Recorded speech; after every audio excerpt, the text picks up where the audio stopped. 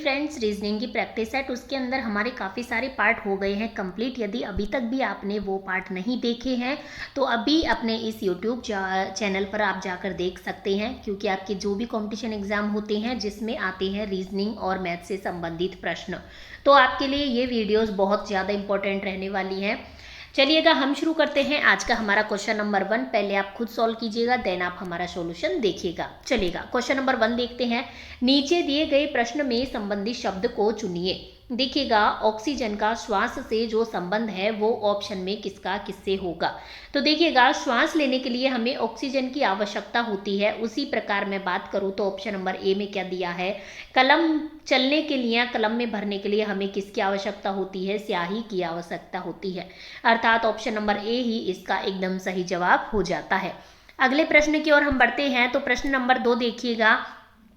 नीचे दिए गए प्रश्न में संबंधित संख्या को चुनिए। 3 का 30 से जो संबंध है 7 का किससे होगा। देखिएगा 3 से मैं 30 किस प्रकार ला सकती हूँ, यदि मैं 3 को 10 से मल्टीप्लाई करूँ तो मुझे 30 प्राप्त हो जाता है।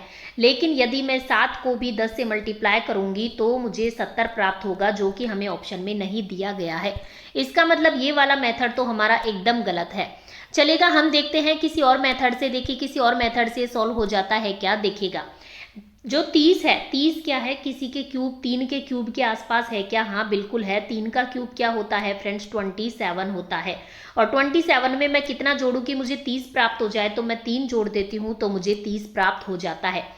इसी प्रकार 7 का देखते हैं। देखिएगा 7 का क्यूब क्या होता है, 7 का क्यूब हमारा होता है 343 होता है। अब 343 में मैं यदि 7 का क्यूब में, 3 के क्यूब में मैंने 3 जोड़ा, तो 7 के क्यूब में मुझे क्या जोड़ना होगा, 7 जोड़ना होगा। इसमें मैं 7 जोड़ देती हूँ तो मुझे प्राप्त होता है 350, जो कि हमें दिया गया है ऑप्शन नंबर डी में। अर्थात ऑप्शन नंबर डी इसका एकदम सही जवाब हो जाता है।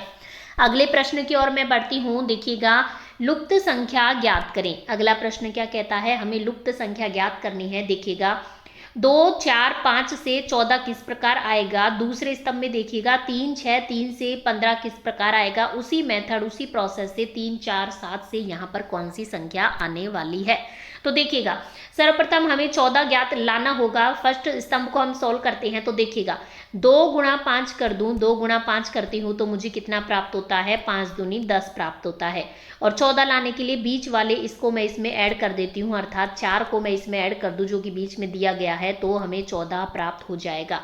इसी प्रकार दूसरे स्तंभ में देखिएगा 3 गुणा 3 कर दूं, ऊपर नीचे की तीसरे नंबर की संख्याओं को मैं मल्टीप्लाई कर देती हूँ। 3 गुणा 3 तो मुझे 3 3 9 प्राप्त होता है। और बीच वाली संख्या अर्थात 6 को मैं इसमें ऐड कर देती हूँ तो मुझे जो मिला है वो मिला है 15। और हमें यहाँ पर 15 ही लाना था। इसी मेथड से, इसी प्रोसेस से देखिएगा जो हमसे पूछा गया है, 2 को 7 से मल्टीप्लाई करूंगी तो 7 दूनी 14 मुझे प्राप्त होता है। और 14 में मैं इस 4 को जोड़ दूंगी जो कि बीच वाली संख्या है, तो मुझे कितना प्राप्त होगा फ्रेंड्स, 18 अर्थात 18 प्राप्त होगा। जो कि हमें कौन से ऑप्शन में दिया गया है, हमें दिया गया है ऑप्शन नंबर बी में। अर्थात ऑप्शन नंबर बी इसका एकदम सही जवाब हो जाता है। चलिएगा अगले प्रश्न की ओर मैं बढ़ती हूँ। तो देखिएगा एम पी का पुत्र है, क्यू ओ की पोत्री है, जो कि पी का पति है। तो एम का ओ से क्या संबंध है। ब्लड रिलेशन से संबंधित ये प्रश्न है, बहुत ही इंपॉर्टेंट फैक्ट है। हर कंपटीशन एग्जाम जिसमें रीजनिंग से संबंधित प्रश्न आते हो और ब्लड रिलेशन टॉपिक में दिया गया हो। तो देखिएगा एम पी का पुत्र है, तो एम क्या है, पुत्र है, तो एम को हम नीचे रखेंगे क्योंकि पी का पुत्र है तो एक पीढ़ी नीचे हो गया। फिर क्या बोल रहा है कि क्यू ओ की पुत्री है। क्यू जो है वो किसकी पुत्री है, क्यू है ओ की पुत्री, जो कि पी का पति है। अच्छा ओ है वो पी का क्या है, पति है। पति है तो मैं ऊपर प्लस लगा देती हूँ साइन के लिए, मतलब कि पी क्या हो गई, इसकी पत्नी हो गई, तो माइनस हो गई। एम का ओ से क्या संबंध है, तो एम का ओ से क्या संबंध होगा, तो एम का ओ से क्या संबंध होगा, बिल्कुल ये एम का संबंध पूछा है तो ओ का संबंध पूछता तो ये पिताजी हो जाते इसके, क्योंकि इसकी पत्नी का ही पुत्र है। इसका मतलब कि एम इसका क्या हो जाएगा, पुत्र हो जाएगा, किसका, ओ का, जो कि हमें कौन से ऑप्शन में दिया गया है, ऑप्शन नंबर ए में दिया गया है, पुत्र। अर्थात ऑप्शन नंबर ए इसका एकदम सही जवाब हो जाता है। अगला प्रश्न देखिएगा क्या कहता है, यदि HOUSE अर्थात हाउस को FQSUC लिखा जावे तो चेयर को किस प्रकार से हम लिख सकते हैं। तो देखिएगा मैं बात करती हूँ किसकी, HOUSE, हाउस की मैं बात करती हूँ। तो देखिएगा H से मैं क्या करूँ कि मुझे यहाँ पर F प्राप्त हो जाए, तो S से देखिएगा -2 करती हूँ तो मुझे यहाँ पर F प्राप्त हो जाता है। इसके बाद O से मैं क्या करूं कि मुझे क्या प्राप्त हो जाए, Q प्राप्त हो जाए। तो देखिएगा O से मुझे क्या करना होगा, +2 करना होगा तो मुझे Q प्राप्त हो जाता है। इसी प्रकार U से -2 करने पर मुझे S प्राप्त होता है। इसी प्रकार S से +2 करने पर मुझे क्या प्राप्त होता है, U प्राप्त होता है। इसी प्रकार E से मुझे -2 करने पर C प्राप्त होता है।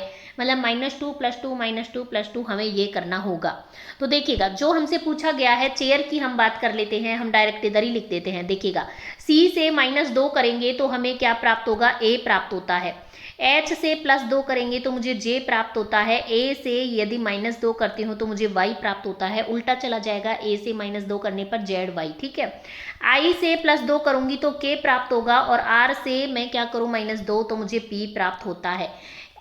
AJYKP जो कि हमें दिया गया है ऑप्शन नंबर डी में, अर्थात ऑप्शन नंबर डी इसका एकदम सही जवाब हो जाता है।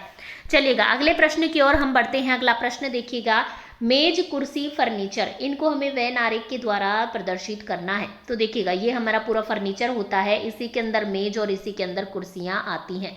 तो इसका इस प्रकार का जो वेन आरेख हमें दिया गया है ऑप्शन नंबर बी में दिया गया है, अर्थात ऑप्शन नंबर बी इसका एकदम सही जवाब हो जाता है। अगले प्रश्न की ओर हम बढ़ते हैं। देखिएगा कथन और निष्कर्ष से संबंधित ये प्रश्न है। देखिएगा कुछ पेन गिलास हैं, ये हमने क्या बना लिए, पेन बना लिए। कुछ पेन क्या है, गिलास है, ये हमने गिलास बना लिए, ठीक है, ये हमने बना लिए गिलास। इसके बाद है सभी गिलास दीवार हैं, और सभी गिलास दीवार हैं तो ये हमने पूरी दीवार बना ली कि सभी गिलास तो क्या है, दीवार हैं। तो निष्कर्ष देखिएगा हमसे निष्कर्ष क्या पूछता है कि कुछ दीवार पेन है क्या, कुछ दीवार पेन है क्या, कुछ दीवार पेन है क्या, बिल्कुल है, तो निष्कर्ष फर्स्ट सही हो जाएगा। सेकंड निष्कर्ष हमसे क्या पूछता है, कुछ दीवार गिलास है क्या, कुछ दीवार गिलास है क्या, बिल्कुल हो जाएगा, तो ऑप्शन निष्कर्ष सेकंड भी सही हो जाएगा। अर्थात निष्कर्ष फर्स्ट और सेकंड दोनों सही हैं। इसका मतलब जो कि हमें दिया गया है सी में कि दोनों ही निष्कर्ष सही हैं, अर्थात ऑप्शन नंबर सी इसका एकदम सही जवाब हो जाता है। अगले प्रश्न की ओर हम बढ़ते हैं। उस विकल्प का चयन करें जो दी गई चित्र श्रृंखला में प्रश्न चिन्ह को प्रतिस्थापित कर सकता है। तो देखिएगा यदि मैं बात करूं तो देखिएगा इसमें कितनी रेखाएं हैं, 1 2 3 रेखाएं हैं, और दूसरे में मैं पहुंचती हूँ तो 1 2 3 रेखाएं हैं, इसमें 1 2 3 रेखाएं हैं। इसका मतलब क्वेश्चन मार्क पर जो आकृति आएगी उसमें भी ऑब्वियसली कितनी रेखा होंगी, 3 रेखा होंगी। तो देखिएगा ऑप्शन नंबर ए में कितनी रेखा दी गई है, 1 2 3, इसमें 3 रेखाएं, इसका मतलब ए इसका सही जवाब हो जाएगा जो कि ऑप्शन नंबर डी में हमें दिया गया है। बाकी के में देखिएगा 1 2 3 4 5, इसमें 5 रेखाएं हैं। इसमें सी में 1 2 3 4 5 6 रेखाएं हैं। डी में 1 2 3 4 4 रेखाएं हैं। मतलब कि 3 रेखा तो केवल ऑप्शन नंबर ए में है जो कि हमें डी में दिया गया है, अर्थात डी ऑप्शन इसका एकदम सही जवाब हो जाता है। अगले प्रश्न की ओर मैं बढ़ती हूँ। तो देखिएगा नीचे दिए गए श्रृंखला को पूरा करें। 192 से 186 लाना है, फिर उससे 180, फिर 174, उसी मेथड से यहाँ पर क्या आएगा, देन 162 आ जाएगा। तो देखिएगा ये तो बहुत आसान है। यदि 192 में से हम कितने माइनस करें कि मुझे 186 प्राप्त हो जाए, तो 92 में से -6 करती हूँ तो मुझे 186 प्राप्त होता है। और इसके बाद देखिएगा इसके बाद मुझे क्या करना होगा, इसके बाद 186 में से कितना माइनस करूँ कि 180 प्राप्त हो जाए, तो फिर से -6 करना होगा। 180 में से फिर से -6 करूंगी तो 174 प्राप्त हो जाएगा। इसका मतलब 174 में से -6 करके यहाँ पर संख्या आएगी जो कि आती है 168। 174 में से 6 माइनस करती हूँ तो 168 आता है। फिर 168 में से फिर से मैं 6 माइनस कर दूंगी तो मुझे 162 प्राप्त हो जाता है। इसका मतलब हमारा जवाब 168 एकदम सही जवाब है। अगले प्रश्न की ओर हम बढ़ते हैं। प्रश्न नंबर 10 देखिएगा, नीचे दिए गए अक्षर श्रृंखला को पूरा करें। AGLPS, तो देखिएगा इसको हम किस प्रकार से पूरा कर सकते हैं। देखिएगा यदि मैं A से G की तरफ बढ़ूँ तो कितना अंतर है, +6 का अंतर है। यदि मैं G से L की तरफ बढ़ूँ तो कितने का अंतर है, +5 का अंतर है। यदि मैं L से P की तरफ बढ़ूँ तो कितने का अंतर है, +4 का अंतर है। इसी प्रकार P से S की तरफ बढ़ने पर कितने का अंतर है, +3 का अंतर है। इसका मतलब कि जो अगला अंतर आएगा वो क्या आएगा, +2 आएगा, मतलब कि +2 करने पर आएगा। तो देखिएगा यदि मैं बात करूं कि S में यदि मैं +3 करूं तो मुझे कितना प्राप्त होता है, +3 करने पर मुझे U प्राप्त होता है। और U आगे का हमसे पूछा जाता तो +2 कर लेते तो हमें अगला प्राप्त हो जाता। तो हमारा जो सही ऑप्शन हो जाएगा, जो सही जवाब हो जाएगा, देखिएगा A में +6 किया तो G प्राप्त हुआ, G में +5 किया तो L प्राप्त हुआ, L में +4 किया तो P प्राप्त हुआ, P में +3 किया तो S प्राप्त हुआ, और S में मुझे +2 करना है, +2 करूंगी तो मुझे U प्राप्त होगा। ठीक है, तो इसका सही जवाब हो जाएगा ऑप्शन नंबर ए, जिसमें हमें यू दिया गया है। अगले प्रश्न की ओर हम बढ़ते हैं, प्रश्न नंबर 11 की ओर। देखिएगा निम्नलिखित उत्तर आकृति में से कौन सा घन दिए गए प्रश्न आकृति में से खुले घन से बनाया नहीं जा सकता है। तो देखिएगा मैं इस घन की बात करूं तो इसमें आकृतियां दी गई हैं। तो देखिएगा जो विपरीत एक खाना छोड़ के जो आकृति होती है वो एक दूसरे की विपरीत होती है। इसका मतलब ये वाली इसकी विपरीत है, ये वाली इसकी विपरीत है, और ये वाली इसकी विपरीत है। तो देखिएगा मतलब जो विपरीत आकृतियां हैं वो एक साथ नहीं आ सकती हैं। तो देखिएगा कौन सा नहीं बनाया जा सकता है। तो देखिएगा पहले ऑप्शन की तरफ हम बढ़ते हैं तो हैशटैग और ये दिया है ये वाली आकृति गोला वाली, और हमें दी गई है क्रॉस। लेकिन हैशटैग और ये जो डबल गोला वाली आकृति है ये तो एक दूसरे की विपरीत है, लेकिन ऑप्शन नंबर ए में देखिएगा एक साथ दी गई है, जो कि गलत है। इसका मतलब ऑप्शन नंबर ए ही इसका सही जवाब हो जाएगा, ये नहीं बनाया जा सकता है इससे। अगले प्रश्न की ओर हम बढ़ते हैं, प्रश्न नंबर 12 देखिएगा क्या कहता है। यदि b बराबर 8 है, l बराबर 7 है, o बराबर 5, c बराबर 9, k बराबर 4, तो दिए गए योग का प्रयोग करके लुप्त अक्षर ज्ञात करें। तो देखिएगा यदि मैं बात करूं L का मतलब क्या है, 7, तो मैंने लिख दिया है 7, L का मतलब 7 है। ठीक है, उसके बाद देखिएगा हमें क्वेश्चन मार्क दिया गया है, हम भी क्वेश्चन मार्क कर देते हैं। यहाँ पर क्वेश्चन मार्क की जगह मान लिया कि मैंने x है, प्लस k की जगह कितना दिया गया है, k की जगह 4 दिया गया है जो कि 3 बार है, तो +4 +4 +4। ठीक है, चाहे तो हम 4 या 12 करके इस तरीके से भी जोड़ सकते थे। बराबर हमें कितना दिया गया है, 24 दिया गया है। तो अब देखिएगा x बराबर क्या हो जाएगा, 24 में से इन सभी को ऐड करके हम घटा देंगे तो 7 + 4 + 4 + 4 करती हूँ तो कितना आता है, 19 आता है। तो 24 में से 19 जाएंगे तो मुझे कितना प्राप्त होता है, मुझे कितना प्राप्त होगा फ्रेंड्स, 24 में से 19 जाएंगे तो देखिएगा 14 में से 9 गई तो कितनी बचती हैं, 5 बचती हैं, और फिर मैं बात करूं तो 5 ही बचेगा। ठीक है, तो देखिएगा यहाँ पर लुप्त अक्षर हमें ज्ञात करना है। जो 5 हमें किस में दिया गया है, ओ का नंबर 5 है, तो ऑप्शन नंबर बी में हमें ओ दिया गया है। ठीक है, क्वेश्चन में ओ का मतलब क्या है, 5 है, इसका मतलब 5 किसका नंबर आएगा, ओ का आएगा, तो ऑप्शन नंबर बी हमारा एकदम सही जवाब हो जाएगा जिसमें कि ओ दिया गया है। आगे मैं बढ़ती हूँ अगले प्रश्न की ओर। नीचे दिए गए निम्नलिखित शब्दों का सही क्रम बताएं। तो देखिएगा सही क्रम की हमसे बात की गई है। सही क्रम हम किस प्रकार से बताएंगे, हमें क्या क्या दिया गया है। हमें दिया गया है प्लास्टर, हमें दिया गया है पेंटिंग, नींव, दीवारें और छत। तो देखिएगा सबसे पहले जो आता है सर्वप्रथम क्या होता है फ्रेंड्स, सर्वप्रथम होती है नींव। ठीक है, किसी भी चीज की सर्वप्रथम नींव होती है। ठीक है, मकान की या फिर किसी भी चीज की। तो देखिएगा उसके बाद क्या बनाई जाती हैं, दीवारें बनाई जाती हैं, 4 नंबर आ जाएगा। उसके बाद छत बनाई जाती है, 5 नंबर आ जाएगा। उसके बाद प्लास्टर होता है और उसके बाद पेंटिंग होती है 2। 3 4 5 1 2 जो कि ऑप्शन नंबर डी में दिया गया है, अर्थात ऑप्शन नंबर डी इसका एकदम सही जवाब हो जाता है। अगले प्रश्न की ओर हम बढ़ते हैं।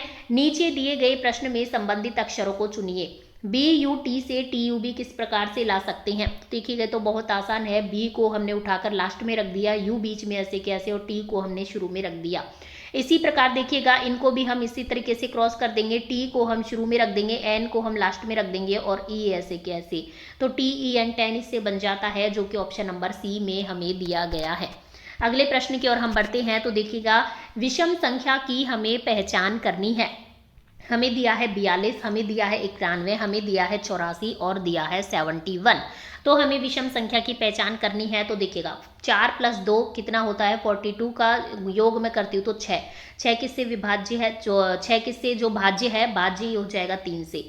और 91 भी हमारी भाज्य संख्या है, 84 भी इसी प्रकार हमारी भाज्य संख्या है। लेकिन हम बात करें 71 की, तो 71 में केवल 71 का ही भाग जाता है, ये किसी भी संख्या से भाज्य नहीं है।